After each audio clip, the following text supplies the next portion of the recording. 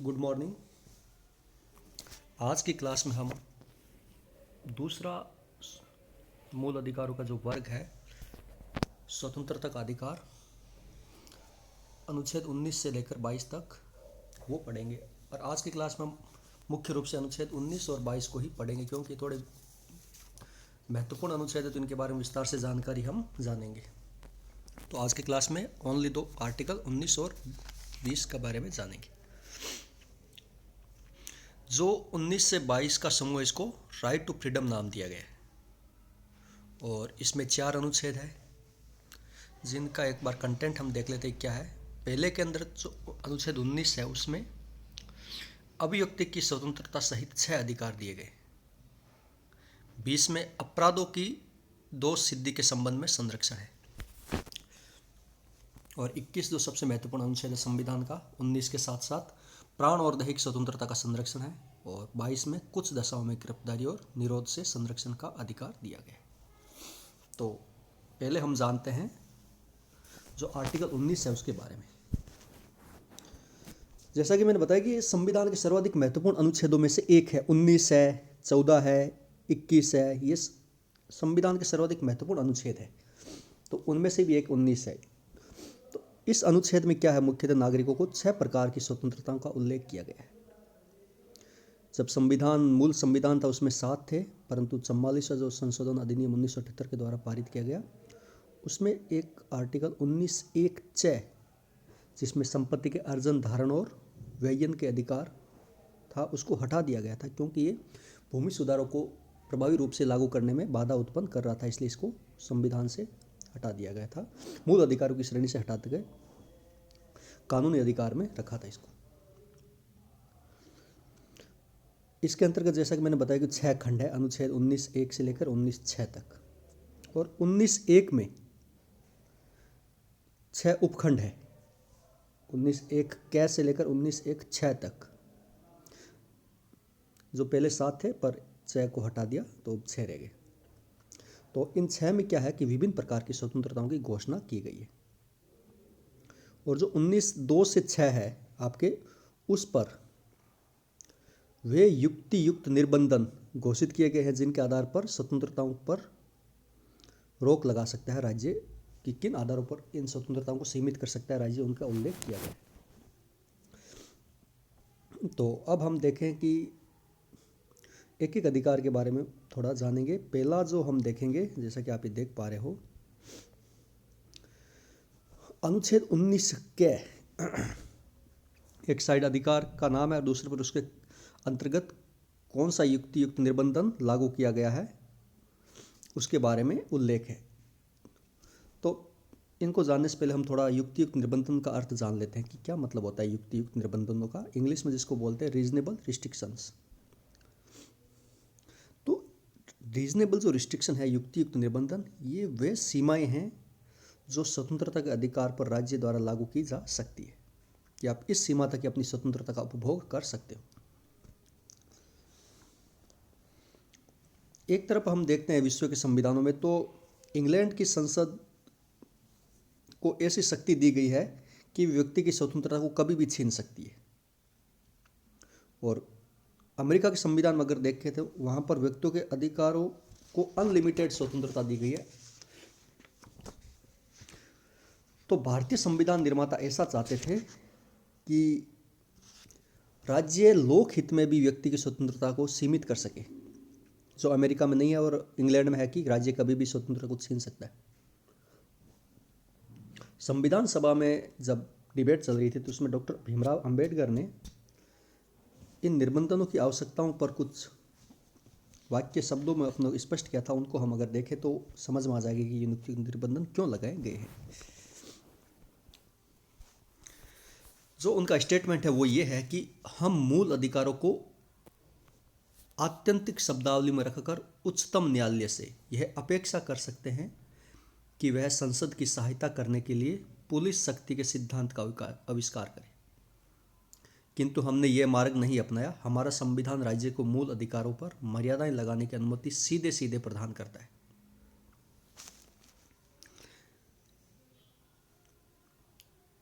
कहने का मतलब है कि हम अगर चाहते तो मूल अधिकारों पर प्रतिबंध संविधान में भी लिख सकते थे, वो आत्यंतिक शब्दावली में रखकर, परंतु हमने ऐसा ना कर कर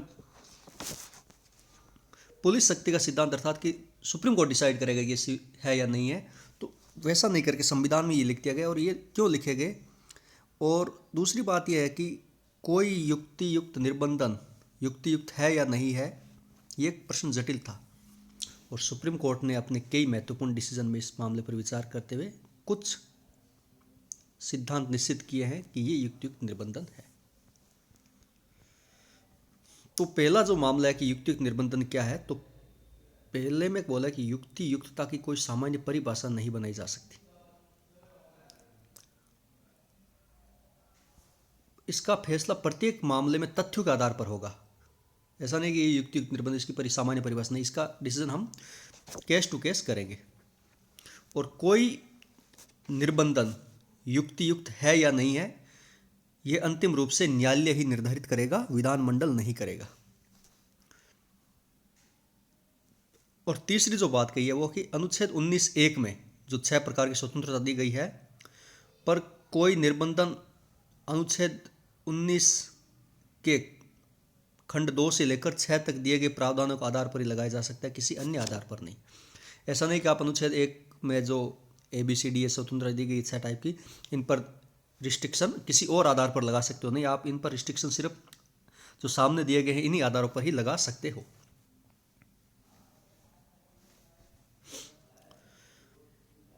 इसके अलावा भी बहुत सी सुप्रीम कोर्ट ने युक्तियुक्तता की परिभाषाएं दी गई है। तो सुप्रीम कोर्ट ने क्या कहा, सर्वोच्च न्यायालय ने स्वतंत्रता पर लगाए जाने वाले युक्तियुक्त निर्बंधों पर एक रीजनेबिलिटी का काफ़ी बड़ा दृष्टिकोण अपनाया है, और इसलिए उसने ये भी स्पष्ट किया कि युक्तियुक्त निर्बंधन की परीक्षा करते समय विधि के प्रत्यक्ष और आवश्यक प्रभाव को ही ध्यान में रखा जाएगा, अप्रत्यक्ष दुर्गामी और संभावित प्रभाव को नहीं। कि मतलब जो दिख रहा है कि वो ऐसा नहीं कि अगर ऐसा कर दे तो बाद में ऐसा हो जाएगा, इस आधार पर नहीं, जो तथ्य है उसी के आधार पर हम इन पर युक्तियुक्त निर्बंधन लगा सकते हैं। अब हम देखते हैं कि पहला मामला आर्टिकल 19(1)(a), जिसमें freedom of speech and expression दिया गया है। अगर हम देखें कि किसी भी लोकतांत्रिक प्रणाली का प्राण तत्व है वो है भाषण और अभिव्यक्ति की स्वतंत्रता।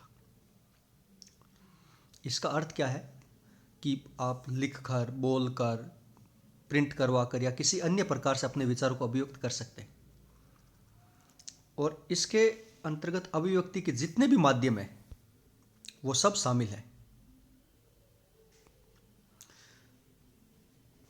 भारत में क्या किया गया, जो प्रेस या मीडिया को अलग से कुछ अधिकार नहीं दिए गए, प्रेस या मीडिया की स्वतंत्रता का अभिव्यक्ति की स्वतंत्रता का एक अंग है, 19(1)(a) का ये अंग है।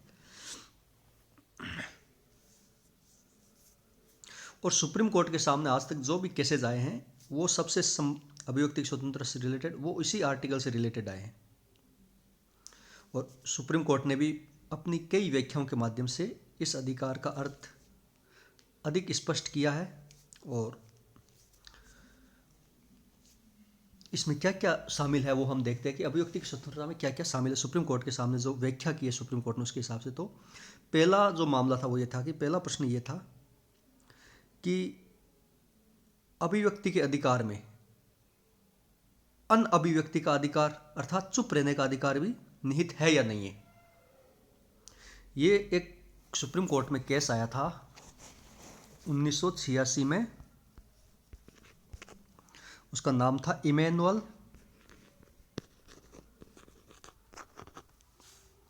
बनाम केरल राज्य। तो ये सुप्रीम कोर्ट में एक केस आया जिसमें कहा था कि राष्ट्रगान, जिसे हम राष्ट्रगान मामला भी कह सकते हैं, तो उसमें सुप्रीम कोर्ट ने निर्धारित किया कि अनुच्छेद 19(1)(a) में प्रदत्त अभिव्यक्ति के अधिकार में अभिव्यक्ति नहीं करने अर्थात चुप रहने का अधिकार भी शामिल है। तो पहला बात यह था कि अभिव्यक्ति नहीं करने का मामला भी इसमें शामिल है, चुप रहने का अधिकार भी शामिल है। सेकंड एक केस और है जो मुख्य है कि राष्ट्रीय ध्वज को अपने घरों या कार्यालय परिसर में फहराना अभिव्यक्ति की स्वतंत्रता के अंतर्गत शामिल है। ये डिसीजन सुप्रीम कोर्ट ने एक केस आया था भारत संघ बनाम नवीन जिंदल 2008 में। ये मामले में सुप्रीम कोर्ट ने स्पष्ट किया कि अधिकार एब्सोल्यूट नहीं होते हैं, अर्थात अनुच्छेद 19(2) में वर्णित आधारों पर इस पर युक्तियुक्त निर्बंधन लगाया जा सकता है।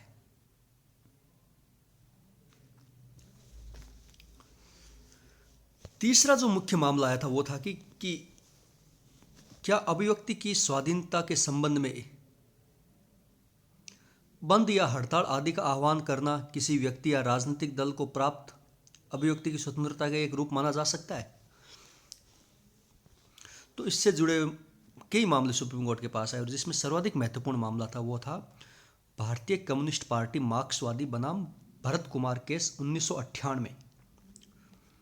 तो इसमें सुप्रीम कोर्ट ने निर्धारित किया था कि राजनीतिक दलों के द्वारा बंद का आयोजन करना असंवैधानिक है।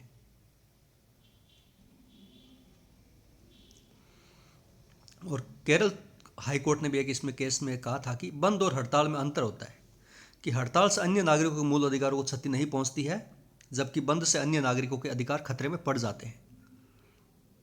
तो इसको सुप्रीम कोर्ट ने भी सही माना, क्योंकि बंद का आह्वान होता है उससे सभी नागरिकों को प्रत्यक्ष या परोक्ष रूप से धमकी दी जाती है कि वे अपना कार्य न करें। और इसके अलावा निजी और सार्वजनिक संपत्ति को जो नुकसान पहुंचता है उसका भी उपेक्षा नहीं की जा सकती। तो अभिव्यक्ति की स्वतंत्रता में आपको बंद या हड़ताल का अधिकार राजनीतिक दल को एक रूप माना जा सकता है, हड़ताल का माना जा सकता है, बंद नहीं कह सकता कि आपका अभिव्यक्ति की स्वतंत्रता। इसके लिए आपको राज्य से परमिशन लेनी पड़ेगी। एक और महत्वपूर्ण मामला था अभिव्यक्ति की स्वतंत्रता से जुड़ा हुआ कि जो फिल्म है, फिल्म के दिखाए जाने से पहले उन पर सेंसर बोर्ड से अनुमति प्राप्त करने की जो बाध्यता है वह उचित है या अनुचित। तो इसमें बहुत से सुप्रीम कोर्ट के मामले में केस आए थे, पर हम जो मुख्य रूप से केस है वो पहला केस था कि क्या फिल्म को सेंसर बोर्ड से अनुमति प्राप्त करने की बाध्यता वह उचित है या अनुचित है। उसमें एक मामला आया था के अब्बास बनाम भारत संघ 1971। तो इस मामले में क्या किया था, जो फिल्म एक्ट 1952 है उसकी धारा 5(b)(2) की संवैधानिकता को चुनौती दी गई थी कि यह सही नहीं है। इसमें जो याचिका करता था उसका तर्क था कि सेंसरशिप का प्रावधान अनुच्छेद 19(1)(a) के तहत दी गई अभिव्यक्ति की स्वतंत्रता का उल्लंघन करता है, क्योंकि अभिव्यक्ति की अन्य साधन है जो जिसमें अखबार है, पत्रिका है, रेडियो है, संगीत सभा आदि पर ऐसे प्रतिबंध नहीं लगाए गए। तो इसमें सुप्रीम कोर्ट ने निर्धारित किया गया कि जो अभिव्यक्ति के अन्य साधन है उसकी तुलना में फिल्म का असर समाज पर तुरंत पड़ता है। तो इसलिए फिल्मों पर प्री सेंसरशिप औचित्यपूर्ण है कि पहले से उनको दिखाए और उस पर सेंसरशिप की जानी औचित्यपूर्ण है। तो इसका समाज पर ज़्यादा प्रभाव पड़ता है फिल्मों का, जैसा आपको भी पता है कि अखबार न्यूज़ आती है उससे ज़्यादा फिल्मों का प्रभाव समाज पर पड़ता है, तो इस पर सेंसरशिप औचित्यपूर्ण है। इसी प्रकार एक मामला और आया था, आपने एक फिल्म देखी होगी बैंडिट क्वीन। तो इस मामले में एक सुप्रीम कोर्ट में केस दायर हुआ था बॉबी आर्ट इंटरनेशनल बनाम ओम सिंह 1996। तो इस मामले में सुप्रीम कोर्ट ने डिसीजन दिया कि इस मामले में क्या, थोड़ा बैंडिट क्वीन आप फिल्म देखोगे तो आपको पता लगेगा कि कोई दृश्य अश्लील है या नहीं फिल्म में, इसका फैसला कहानी की मांग और पूरी कहानी के प्रभाव के आधार पर होगा, ना कि सिर्फ एक दृश्य के आधार पर। कि कोई दृश्य अश्लील है या नहीं है, इसका डिसीजन कोर्ट कैसे करेगा कि कहानी की मांग और उसके प्रभाव, पूरी फिल्म का क्या प्रभाव पड़ता है उसके आधार पर हम इसका डिसीजन करेंगे, ना कि सिर्फ एक छोटे से दृश्य के आधार पर कि ये समाज में अश्लीलता फैलाता है तो अभिव्यक्ति की स्वतंत्रता में शामिल नहीं है। नेक्स्ट जो अनुच्छेद 19(1) से जुड़ा हुआ मामले हैं महत्वपूर्ण, उसमें यह है कि यदि टीवी पर दिखाए जाने वाले किसी कार्यक्रम से अंधविश्वासों की प्रवृत्ति को बढ़ावा मिलता है तो क्या इसे अभिव्यक्ति की स्वतंत्रता से वंचित किया जा सकता है।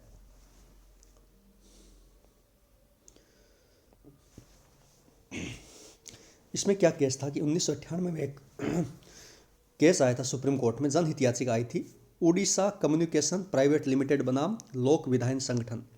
तो इसमें बोला गया था कि दूरदर्शन पर एक कार्यक्रम दिखाया जाता था होनी अनहोनी, तो उसके प्रसारण पर रोक लगनी चाहिए। क्यों लगनी चाहिए? क्योंकि ऐसे कार्यक्रमों से जनता में अंधविश्वास फैलता है। तो इसमें सुप्रीम कोर्ट ने ये निर्धारित किया कि अभिव्यक्ति की स्वतंत्रता पर सिर्फ उन आधारों पर ही प्रतिबंध लगाया जा सकता है जो अनुच्छेद 19(2) में दिए गए हैं।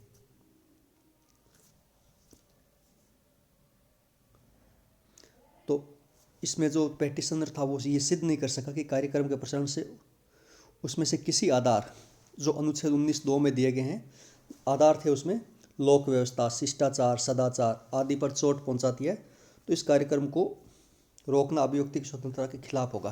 तो सुप्रीम कोर्ट ने बोला कि ऐसे कार्यक्रम दिखाए जा सकते हैं क्योंकि 19(2) का उल्लंघन, वायलेशन नहीं करते। फिर एक मामला और सुप्रीम कोर्ट में इसी से संबंधित रोचक मामला था कि क्या किसी कंपनी द्वारा अपने प्रोडक्ट को प्रचार हेतु दिया गया विज्ञापन अनुच्छेद 19(1) के अंतर्गत भाषण और अभिव्यक्ति में शामिल है? मतलब कहने का कि क्या अभिव्यक्ति की स्वाधीनता में विज्ञापन करने की स्वतंत्रता भी शामिल है? तो ये एक केस आया था सुप्रीम कोर्ट के सामने, हमदर्द दवाखाना बनाम भारत संघ, 1960 का मामला था ये। तो इसमें सरकार ने क्या किया था, एक एक्ट पारित किया था, the drugs and magic remedies objectionable advertisement act 1954। तो उसमें पारित करके उसने क्या बोला था कि कई जादुई गुणों और तथाकथित औषधियों के विज्ञापन को निषिद्ध किया था ताकि भ्रामक विज्ञापनों के आधार पर जनता को ठगा ना जा सके। तो इस एक्ट के विरुद्ध ही हमदर्द दवाखाना ने केस दायर किया था सुप्रीम कोर्ट में और तर्क दिया कि विज्ञापन भी एक अभिव्यक्ति का रूप है, तो हमें इस पर प्रतिबंध नहीं लगा सकते सरकार। तो विज्ञापन के लिए मना करना मतलब अनुच्छेद 19(1) का उल्लंघन है। तो इसमें सुप्रीम कोर्ट ने डिसाइड किया कि जो वस्तुएं समाज के लिए हानिकारक होने के कारण बैन की गई है उसका विज्ञापन अनुच्छेद 19(1) के में वर्णित अभिव्यक्ति में शामिल नहीं है, तो ऐसे विज्ञापनों को प्रसारित होने से रोका जा सकता है। परंतु वहीं पर एक दूसरा केस भी सुप्रीम कोर्ट के सामने आया, टाटा प्रेस लिमिटेड बनाम महानगर टेलीफोन निगम लिमिटेड। तो इसमें सुप्रीम कोर्ट ने स्पष्ट किया कि विज्ञापन अर्थात वाणिज्यिक भाषण, कॉमर्शियल स्पीच भी अनुच्छेद 19(1) के अंतर्गत अभिव्यक्ति के पद में शामिल है, जिसके अभाव में अर्थव्यवस्था के सहज संचालन में कई बाधाएं पैदा हो सकती है। तो कहने का मतलब यह है कि अभिव्यक्ति की स्वतंत्रता में विज्ञापन की स्वतंत्रता भी शामिल है, पर आपत्तिजनक और हानिकारक वस्तु के विज्ञापन की स्वतंत्रता नहीं है।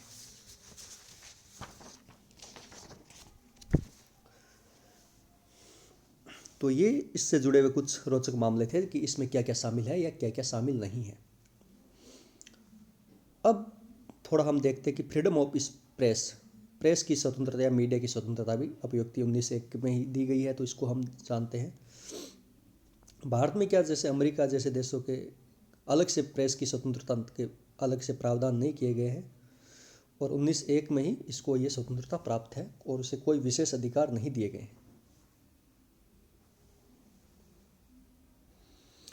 तो इससे लेकर सुप्रीम कोर्ट के सामने कई केस भी आते रहे हैं, जिसके माध्यम से हम इस संबंध में उठने वाले संशय और संदेह प्राय खत्म हो गए हैं कि क्या इससे शामिल है या नहीं कुछ चीज़ें। तो इसमें ये जो मुख्य मुख्य मामले थे प्रेस की स्वतंत्रता से रिलेटेड, जो मुख्य मुख्य केस है वो हम देखते हैं। तो उसमें है कि प्रेस की स्वतंत्रता का अर्थ यह नहीं है कि प्रेस को टैक्स संबंधित कानूनों या इंडस्ट्रियल कानूनों से छूट मिली हुई है कि आपको प्रेस की स्वतंत्रता तो आपको कुछ टैक्स से या फिर औद्योगिक कानून से छूट मिल जाए, नहीं, आप पर वो कानून तो लागू होंगे जो अन्य व्यवसाय पर लागू होते हैं। प्रेस की स्वतंत्रता के आधार पर आपको वो छूट नहीं दी जा सकती। और प्रेस की स्वतंत्रता पर एक निर्बंधन है, वो ये है कि अखबार संसद की कार्रवाई का प्रकाशन करते समय संसदीय विशेषाधिकारों की मर्यादा को नहीं लांघ सकता, जो अनुच्छेद 105 में दिए गए। हमने देखा था कि संसद के विशेषाधिकार इसमें क्या करता है कि यदि स्पीकर है लोकसभा का या तो वो उसके आदेश के द्वारा अगर सदन के किसी सदस्य के भाषण का कोई हिस्सा सदन की कार्रवाई से निकाल दिया गया है तो प्रेस को यह अधिकार नहीं रह जाता कि वे उसके हिस्से को प्रकाशित करे। तो ये अभिव्यक्ति की स्वतंत्रता प्रेस में नहीं कि वो संसद की कार्रवाई, अगर स्पीकर ने किसी कार्रवाई को निकाल दिया तो उसको प्रेस में शामिल करे। तो ये प्रेस की स्वतंत्रता का, पर एक मामले में सुप्रीम कोर्ट ने यह भी कहा कि प्रेस की स्वतंत्रता में घटनाओं, विचारों और सूचनाओं को जानने का अधिकार भी शामिल है, राइट टू नो। यदि कोई व्यक्ति अपनी इच्छा से प्रेस को कुछ बताना चाहता है तो उसे ऐसा करने की अनुमति प्राप्त होनी चाहिए।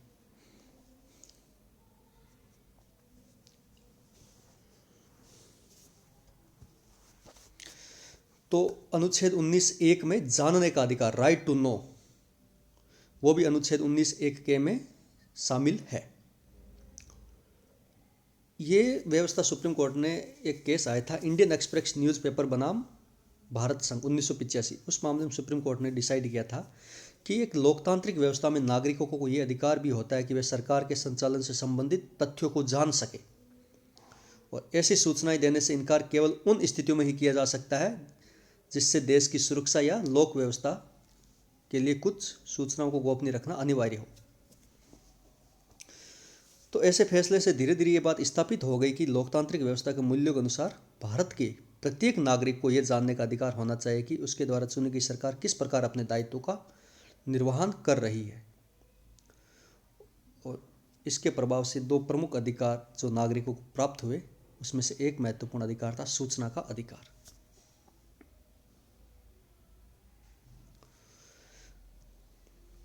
तो भारत में लोकतंत्र की स्थापना के बाद, स्थापित होने के बाद एक चीज़ स्वाभाविक थी कि जनता सरकार से जुड़ी सूचनाओं की मांग करेगी।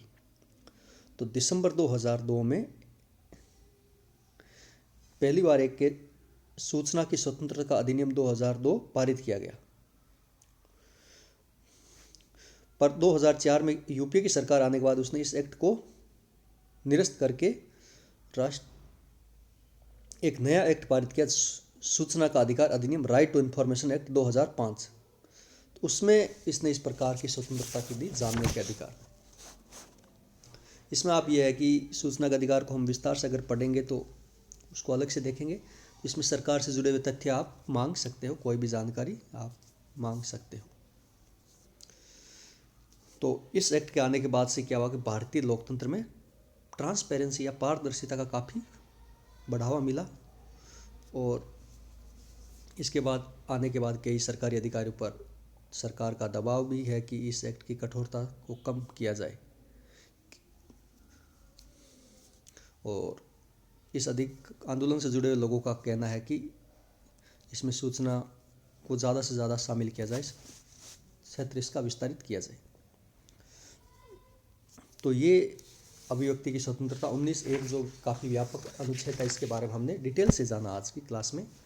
अब हम देखते हैं अनुच्छेद 19(2), जो आपका 1 बी और सी भी देखेंगे, पर उससे पहले हम थोड़ा ये देख लेते हैं जो इसके आधार पर जो युक्तिक निर्बंधन लगाया गया है 19(2) के तहत अभिभाषण और अभिव्यक्ति की स्वतंत्रता के आधार पर, वो 19(1)(a) पर 19(2) के तहत कुछ निर्बंधन लगाए गए हैं। तो वो 8 आधार है जिस आधारों पर निर्बंधन लगाए गए हैं। 19(2) में जो निर्बंधन लगाए गए हैं वो है, पहला है राज्य की सुरक्षा।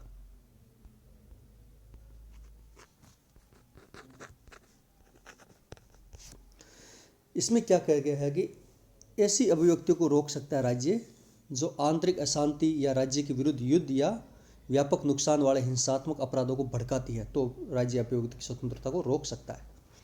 दूसरा है विदेशी राज्यों के साथ मैत्रीपूर्ण संबंध।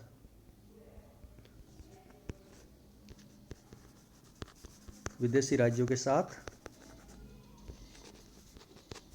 मैत्रीपूर्ण संबंध। इसमें क्या कहा गया है कि वैसे ये अधिकार मूल संविधान में शामिल नहीं था, इसको प्रथम संविधान संशोधन अधिनियम 1951 के द्वारा जोड़ा गया था। इसका उद्देश्य ये था कि कोई व्यक्ति किसी देश के संबंध में ऐसी झूठी अफवाह ना फैलाए जो उस देश के साथ हमारे संबंधों को नुकसान पहुंचाती हो। तीसरा जो आधार है 19(3) में दिया गया वो है लोक व्यवस्था, पब्लिक ऑर्डर। इसको भी पहले संविधान संशोधन 1951 के द्वारा जोड़ा गया था। इसमें कहा गया है कि यदि अभिव्यक्ति की स्वतंत्रता का प्रयोग समाज में अव्यवस्था फैलाने के लिए करता है तो राज्य उसकी अभिव्यक्ति की स्वतंत्रता को प्रतिबंधित कर सकता है। चौथा जो आधार है 19(2) में वो है शिष्टाचार या सदाचार।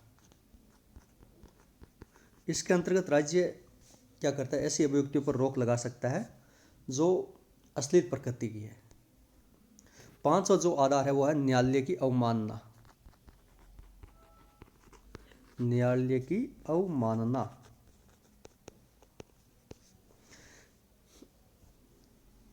दो प्रकार की अवमाननाएं होती हैं न्यायालय की, दीवानी और आपराधिक। तो दीवानी अवमानना का अर्थ है कि न्यायालय के किसी आदेश या निर्देश की जानबूझकर अवहेलना करना, और आपराधिक अवमानना का अर्थ होता है कि न्यायालय या न्यायाधीश की निंदा करना, उन पर पक्षपात जैसे आरोप लगाना या न्यायालय के कार्यों को अवरुद्ध करना। तो इस आधार पर आप अभिव्यक्ति की स्वतंत्रता पर बैन लगा सकते हो कि अगर कोई न्यायालय की अवमानना करता है। छठा जो आधार है वो है मान हानि। इसका अर्थ क्या है कि कोई व्यक्ति किसी अन्य व्यक्ति के सम्मान को ठेस पहुंचाने वाली अभिव्यक्ति करता है तो उसकी अभिव्यक्ति की स्वतंत्रता पर प्रतिबंध लगाया जा सकता है। सातवां है वो है अपराध उद्दीपन। इसका क्या मतलब होता है अपराध उद्दीपन? इसको भी क्या पहले संविधान संशोधन 1951 के द्वारा जोड़ा गया था। इसका अर्थ है कि यदि कोई व्यक्ति किसी अन्य व्यक्ति को अपराध करने के लिए उकसाता है या प्रेरित करता है तो उसकी ऐसी अभिव्यक्ति को अनुच्छेद 19(1)(a) में दी गई है तो उस पर बैन लगाया जा सकता है, उसको अनुमत नहीं किया जाएगा। आठवां जो आधार है वो भारत की संप्रभुता और अखंडता।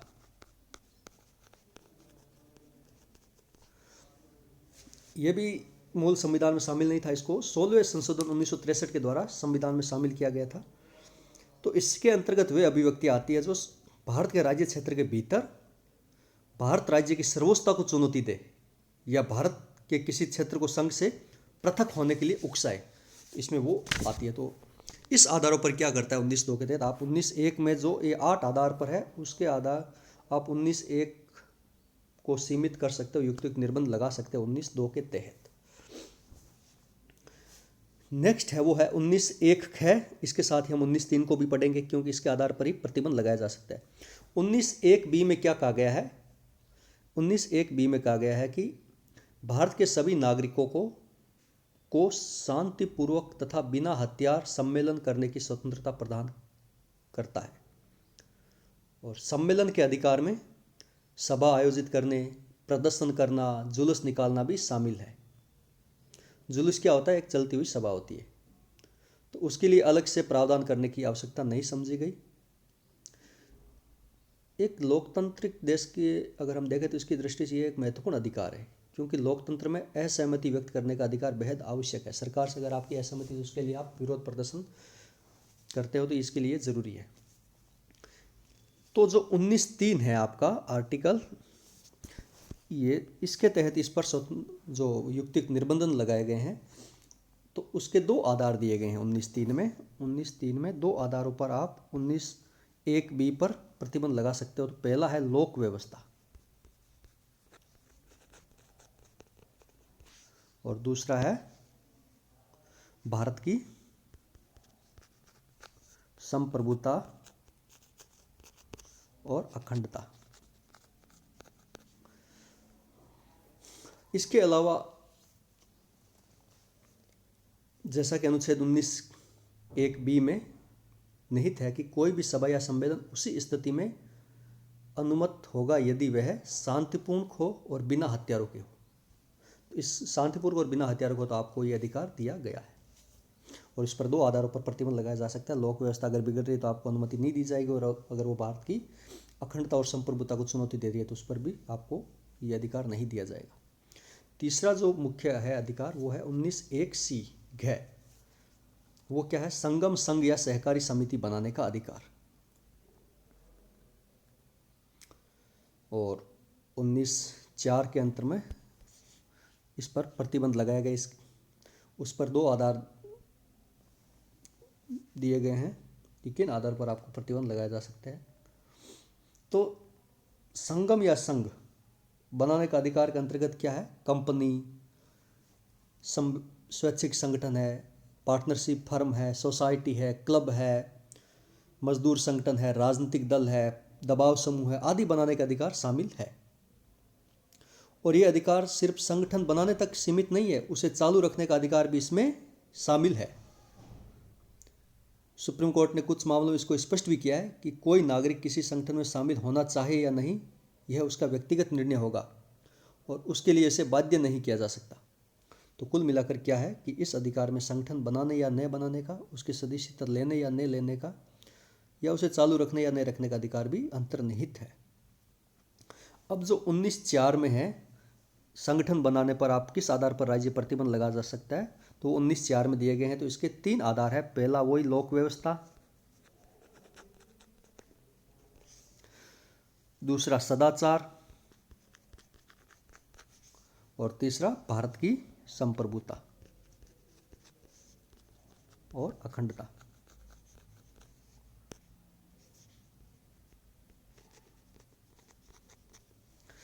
तो इस आधार पर आप संगठन बनाने पर प्रतिबंध लगा सकते हो। अब जो 19(1)D है, इसमें भारत के प्रत्येक नागरिक को अधिकार देता है, ये 19(1) है कि वे भारत के किसी भी भाग में बिना किसी बाधा के संचरण, भ्रमण या आवागमन, मूवमेंट कर सकता है। ये अधिकार देने का उद्देश्य क्या था? ये अधिकार देने का उद्देश्य यही था कि विभिन्न राज्यों या क्षेत्रों के मध्य क्षेत्रवाद की प्रवृत्ति ना फैले और भारत के नागरिक देश के विभिन्न भागों में बिना कोई बाधा के घूम सके और देश के सभी लोगों के साथ एक लगाव की भावना महसूस कर सके। एक बात है कि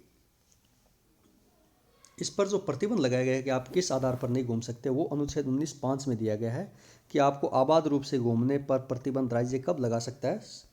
तो उस पर 2 आधारों पर राज्य प्रतिबंध लगा सकता है। पहला है साधारण जनता के हित में, साधारण जनता के हित में, और दूसरा है किसी अनुसूचित, जो जंगलों में रहती है जाति, अनुसूचित जाति के संरक्षण के लिए, हितों के संरक्षण के लिए। तो इस आधार पर आपको प्रतिबंध लगा सकता है राज्य। ये क्यों जरूरी था अनुसूचित जातियों का संरक्षण? इसलिए जरूरत पड़ी कि बहुत सी जनजातियां हैं अभी भी शेष समाज से अलग थलग और अपने निजी सांस्कृतिक परिवेश में रहती है, और यदि शेष नागरिकों को उनके क्षेत्र में फ्री मूवमेंट की स्वतंत्रता दे दी जाएगी तो उनकी लोक संस्कृति है, लोक भाषा है, उसका अस्तित्व खतरे में पड़ जाएगा। और इससे ये भी हो सकेगा कि वे जनजातियां शेष भारत के साथ अलगाव या तनाव महसूस करने लगे, जो कि राष्ट्र की एकता व अखंडता को बनाए रखने की दृष्टि से उचित नहीं होगा। अभी भी अंडमान निकोबार के बहुत से क्षेत्र जहाँ पर बाहरी लोगों को जाने की अनुमति नहीं है, तो ये इस आधार पर आप बैन लगा सकते हैं 19(5) में। नेक्स्ट जो 19(1)E है, जिसमें आपको भारत के प्रत्येक नागरिक को भारत के किसी भी हिस्से में निवास करने या बस जाने का अधिकार प्रदान किया गया है, और ऐसा करने के लिए उसे किसी की पूर्व अनुमति की आवश्यकता नहीं होगी। जो आप 19(1)D पढ़ा था, जिसमें आबाद संचरण की स्वतंत्रता दी गई थी, तो निवास की स्वतंत्रता उसका पूरक है, और दोनों का उद्देश्य ये है कि किसी भी प्रांत के लोग देश में कहीं भी जाकर बस सके, और यही कारण है कि निवास की स्वतंत्रता के संबंध में वही युक्त निर्बंध लगाए गए हैं जो घूमने के स्वतंत्रता के संबंध में है, और उसी में 19(5) वाला सेम ही वही आधार है, साधारण जनता के हित में और अनुसूचित जनजातियों के हितों के संरक्षण के लिए।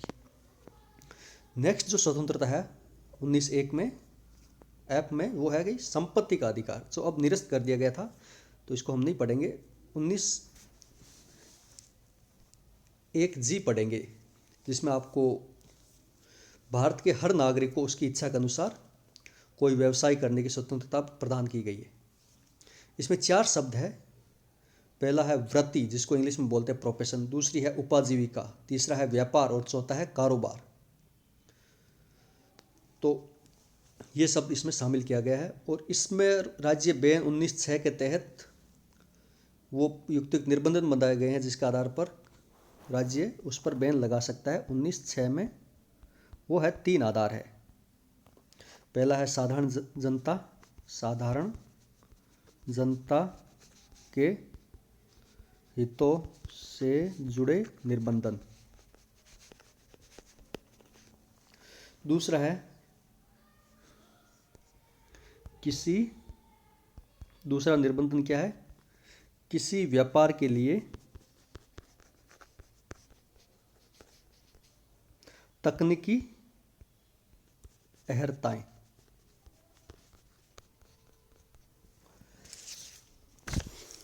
और तीसरा जो है वो है नागरिकों को पूर्णतः या भागते किसी व्यापार या कारोबार से इसलिए वर्जित करना कि राज्य किसी व्यापार पर एकाधिकार रखता है। अगर राज्य किसी व्यापार को करता है तो कोई उद्योग है जैसे विस्फोटक बनाने का है, तो उसको आप ये नहीं कह कर सकते कि मुझे व्यापार आजीविका चलाने या कोई भी व्यापार करने की स्वतंत्रता इसलिए वो मैं करूँगा क्योंकि ये राज्य के एकाधिकार में, तो आप ये नहीं कर सकते हो।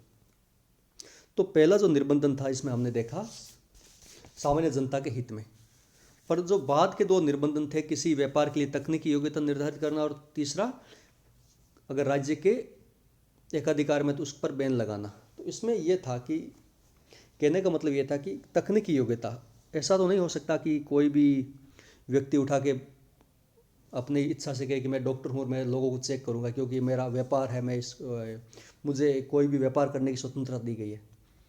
तो शुरुआत में ऐसा हुआ, तो बाद में सरकार ने इसको अवैध व्यवसाय था उससे रोकने के लिए, इसमें यह भी हो सकता है कोई कहता है कि मुझे व्यापार करने की स्वतंत्रता, तो मैं शराब, अफीम, गांजा का व्यापार करूँगा तो वो मेरा मूल अधिकार है।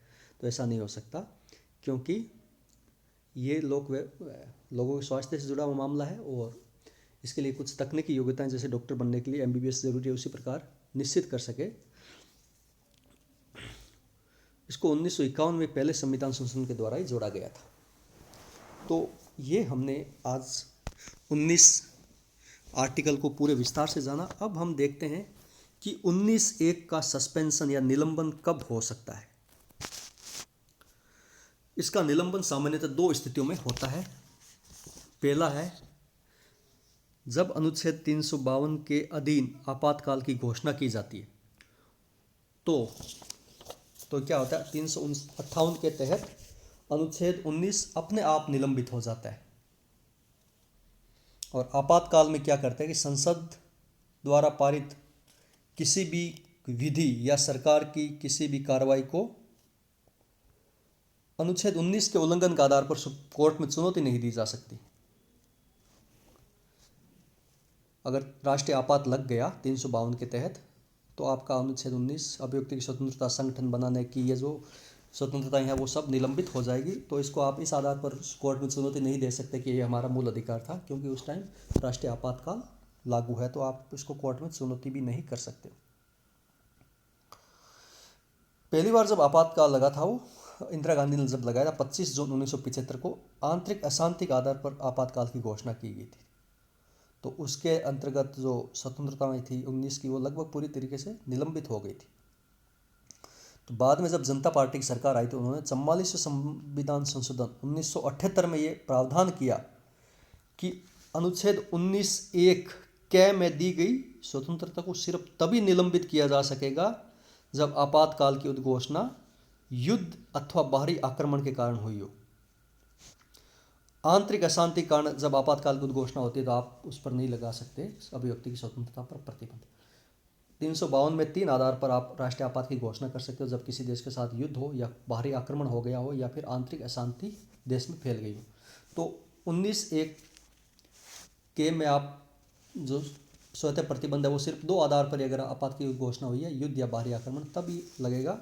358 के तहत स्वतः आंतरिक अशांति के आधार पर अगर आपातकाल की घोषणा हुई तो आपकी अभिव्यक्ति की स्वतंत्रता पर राज्य निलंबित नहीं कर सकेगा। दूसरा जो आधार था वो था जिस पर अनुच्छेद 19 निलंबित हो जाता है वो ये है, अनुच्छेद 19 उन मामलों में भी लागू नहीं होता है जिसका संबंध संविधानिक अनुच्छेद 31 कै, 31 ख और 31 घ से है। 31 के में क्या कहा गया है कि यदि कोई कानून भूमि सुधार या सामाजिक न्याय से संबंधित विषयों के लिए बनाया गया है तो अनुच्छेद 14 या 19 उसके उल्लंघन के आधार पर सुप्रीम कोर्ट में चुनौती नहीं दी जा सकती। जैसे विधि के सम्मान संरक्षण है और इसको इस आधार पर चुनौती नहीं दी जा सकती अगर कोई कानून 31 कै के तहत बनाया जाता है तो। और 31 ख में क्या लिखा गया है कि कोई विधि अगर 9वीं अनुसूची में शामिल कर दी गई संविधान की 9th शेड्यूल में तो उसे किन्हीं भी मूल अधिकारों के उल्लंघन आधार पर अवैध घोषित नहीं किया जा सकेगा। परंतु एक सुप्रीम कोर्ट में केस आया था केशवानंद भारती बनाम केरल राज्य, तो उसका निर्णय की तारीख थी 24 अप्रैल 1973।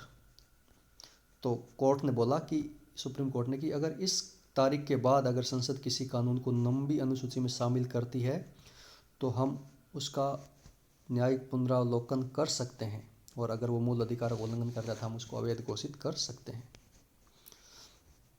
तो ये सुप्रीम कोर्ट की घोषणा थी कि 24 अप्रैल 1973 के पूर्व के मामलों में सुप्रीम कोर्ट पुनर्विचार नहीं करेगा, इसके बाद जो है तो उनका हम रिव्यू कर सकते हैं।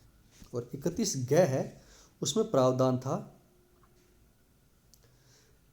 कि यदि कोई कानून संविधान के अनुच्छेद 39 ख और घ, जिसमें क्या है कि समाज के भौतिक संसाधनों तथा अर्थव्यवस्था का प्रबंधन इस प्रकार करने का निर्देश है कि समाज में आर्थिक संसाधनों के वितरण में विषमता नहीं बढ़े और यथासंभव समानता की स्थिति आ सके, तो इससे संबंधित अगर कोई कानून बनाता है संसद तो उसे इस आधार पर अवैध घोषित नहीं किया जा सकेगा कि वो 19 का उल्लंघन करता है।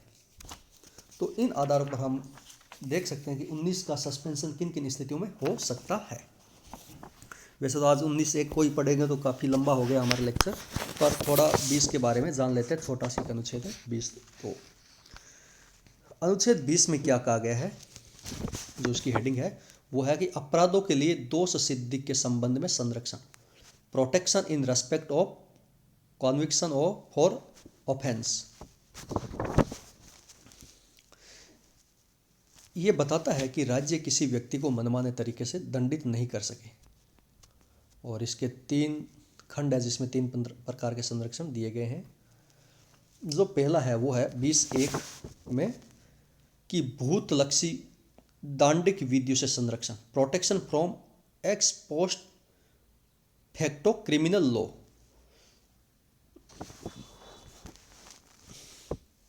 तो इसका जो संविधान में भाषा लिखी गई है वो यह है कि कोई व्यक्ति किसी अपराध के लिए तब तक दोष सिद्ध नहीं ठहराया जाएगा जब तक कि उसने ऐसा कार्य करने के समय जो अपराध के रूप में आरोपित है किसी प्रवर्त विधि का अतिक्रमण नहीं किया है या उससे अधिक दंड का भागी नहीं होगा जो उस अपराध के लिए किए जाने के समय प्रवर्त विधि के अधीन अधिरोपित किया जा सकेगा।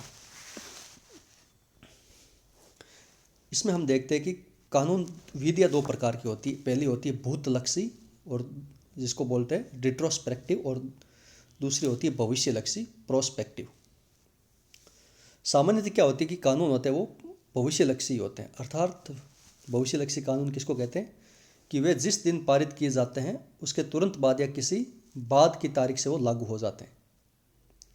इसके अलावा कभी कभी विधानमंडल क्या करता है कि किसी विशेष आवश्यकताओं को ध्यान में रखते हुए कुछ कानूनों को भूतलक्षी प्रभाव रिट्रोस्पेक्टिव इफेक्ट अर्थात किसी बीती तिथि से लागू करता है। जैसे कि आज की तारीख में कानून लागू किया, उसको बोला कि ये कानून 1 जनवरी 2010 से लागू होगा, तो उसको हम भूतलक्षी कानून कहते हैं। भूतलक्षी कानून भी 2 प्रकार के होते हैं। एक तो सिविल कानून और सिविल विधियाँ जैसे कि कोई टैक्स लगाने से संबंधित कानून, और दूसरा होता है आपराधिक विधियाँ। आपराधिक विधियाँ जैसे किसी कृत्य के लिए संबंध में दंड लागू करने या दंड की मात्रा बढ़ाने से संबंधित विधि। तो जो अनुच्छेद 20 का संबंध है वो सिर्फ आपराधिक विधियों से है, सिविल विधियों से नहीं है। तो कहने का मतलब यह है कि यदि विधानमंडल किसी सिविल विधि को भूतलक्षी प्रभाव से लागू करना चाहे तो उस पर कोई मनाही नहीं है।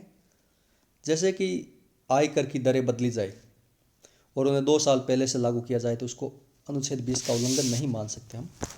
अनुच्छेद 20 के माध्यम से 2 अधिकार लोगों को प्राप्त होते हैं। पहला है कि यदि किसी व्यक्ति ने कोई कार्य किया हो और किए जाने के समय वह कार्य कानून द्वारा अपराध के रूप में घोषित न हो तो बाद में कानून बनाकर उस व्यक्ति द्वारा किए जा चुके कार्यों को अपराध घोषित नहीं किया जा सकेगा। आसान भाषा में अगर हम कहें तो कोई कार्य अपराध है या नहीं, यह कार्य करने के समय विधि के अनुसार ही निर्धारित होगा, बाद में बनाई गई विधि के अनुसार नहीं। जैसा कि उदाहरण से अगर इसको हम समझें तो वो ये है कि यदि किसी व्यक्ति ने, मान लो कि क्रिकेट का मैच समझ लो, आप खिलाड़ी था, उसने किसी विदेशी टीम के कुछ खिलाड़ियों के साथ मिलकर मैच फिक्सिंग कर लियो, पर उस मैच फिक्सिंग के दिन हमारा कानून मैच फिक्सिंग को अपराध नहीं मानता है और बाद में कानून बनाकर मैच फिक्सिंग को अगर अपराध मानता है तो उस मैच वाले दिन की घटना को आधार बनाकर उस खिलाड़ी को दंडित नहीं किया जा सकेगा। कहने का मतलब यही है। जैसे कि कोई व्यक्ति मान लो कि किसी के मर्डर कर देता है और मर्डर को उस कानून में अपराध नहीं माना गया, किसी देश में ऐसा होता नहीं, पर उदाहरण के रूप में हम समझ रहे हैं, और राज्य कल कानून बनाता है कि उसको मर्डर को हम अपराध मानते हैं और मर्डर के लिए सजा देंगे, तो वो व्यक्ति दंडित नहीं होगा, क्योंकि जिस दिन उसने अपराध किया उस दिन उसको मर्डर को एक अपराध नहीं माना था। दूसरा जो प्रावधान है 20(1) में वो ये है कि कोई आपराधिक कृत्य करने के समय विधि उस कृत्य के लिए जो दंड प्रस्तावित करती है किसी भी व्यक्ति को उससे अधिक दंड नहीं दिया जा सके। उदाहरण के लिए अगर हम देखते हैं कि अगर किसी व्यक्ति ने किसी की घर में चोरी की है और चोरी करने के दिन अगर चोरी के लिए अधिकतम सजा का प्रावधान 6 महीने का था, तो उस मामले चोरी हो गई, कोई बड़ी चोरी, उसके मामले का निर्णय होने से पहले अगर विधानमंडल इस चोरी के काम के लिए 2 साल की अधिकतम सजा का निर्धारण करता है तो वह सजा उस व्यक्ति को नहीं दी जा सकेगी। चोरी की है उसके लिए 6 महीने की सजा है, परंतु विधानमंडल चोरी करने के बाद के दिन अगर कानून बनाता कि चोरी के लिए हम 2 साल की सजा देते हैं तो उस व्यक्ति को वो नहीं दी जाएगी, क्योंकि उसने चोरी कृत्य करने के बाद ही विधि बनेगी, 2 साल की सजा होगी, 6 महीने की उसको सजा दी जाएगी। तो ये राज्य की तानाशाही से बचाने के लिए जरूरी था कि राज्य कहीं ऐसा ना करने लग जाए। अब जो 20(2) है वो है दोहरे दंड से संरक्षण। जो संविधान में लिखा गया वो ये है कि किसी व्यक्ति को एक ही अपराध के लिए एक बार से अधिक अभियोजित और दंडित नहीं किया जा सकेगा।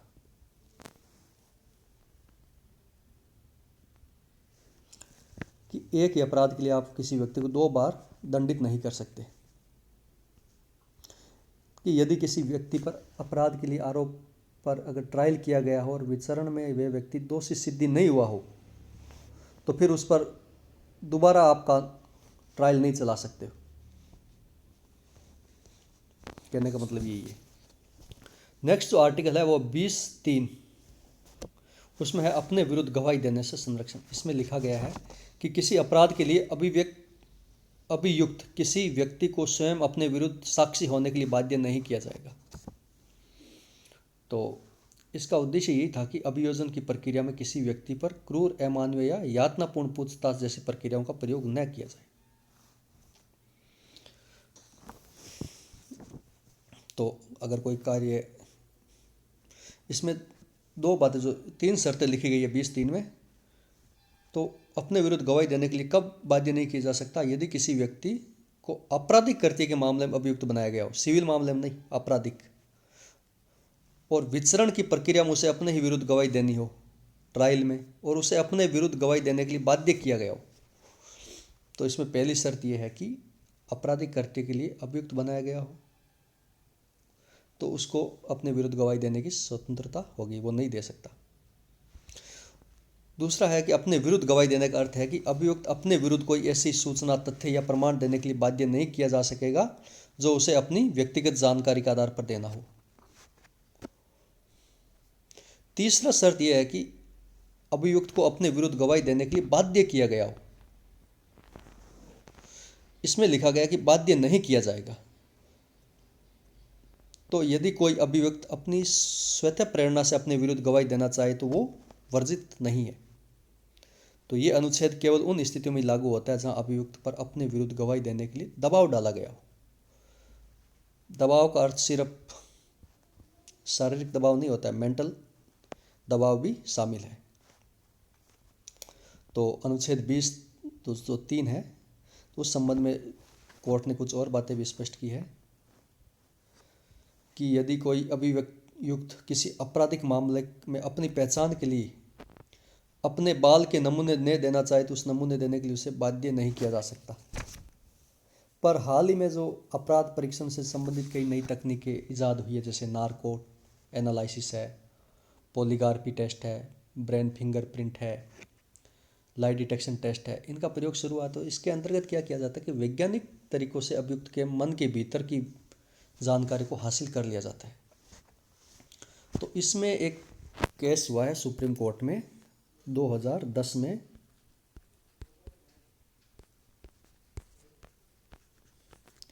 सेल्वी बनाम कर्नाटक राज्य। तो इस मामले में सुप्रीम कोर्ट ने निर्धारित किया था कि ऐसे परीक्षण जो लाई डिटेक्शन टेस्ट है, ब्रेन फिंगरप्रिंट है, तो जो 20(3) का उल्लंघन करते हैं तो आपराधिक मामलों के प्रत्येक अभियुक्त को 20(3) के तहत ये अधिकार प्राप्त है कि वे उन प्रश्नों का उत्तर देने से इनकार कर दे जिनके उत्तर देने में वे फंस सकता है। और यदि किसी अभियुक्त को परीक्षण इन विधियों से होता है तो ये उसका अधिकार समाप्त हो जाता है, क्योंकि वह चाहकर भी अपने स्वयं के विरुद्ध गवाही देने से नहीं रोक सकता।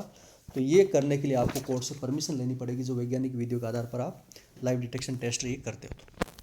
तो आज की क्लास में हमने काफ़ी विस्तार से अनुच्छेद 19 और 20 को जाना। नेक्स्ट क्लास में हम 21 और 22 के बारे में और इसी तरीके से विस्तारपूर्वक 21 को पढ़ना पड़ेगा, क्योंकि वो सर्वाधिक महत्वपूर्ण अनुच्छेद है संविधान का। तो आज की क्लास में इतना ही। Thank you.